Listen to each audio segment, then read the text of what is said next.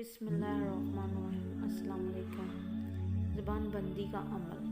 अगर कोई इस आयत को 4 दफ़ा पढ़कर मतलूब का तसव्वुर करके उसके मुंह पर फूंक मार दे ज़बान बंदी की नीयत से, एक फ़र्द के लिए 3 दफ़ा दम करना काफ़ी है। वो आयत ये है, सुम्मुन बुकमुन उम्युन फ़हुम ला यतकल्लमून।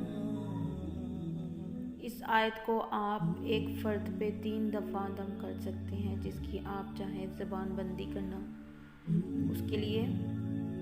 और दुआओं में याद रखें, मुझे भी दुआओं में याद रखें।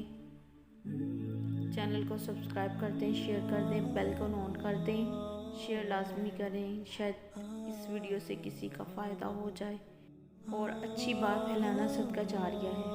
Thank you very much. अल्लाह हाफ़िज़।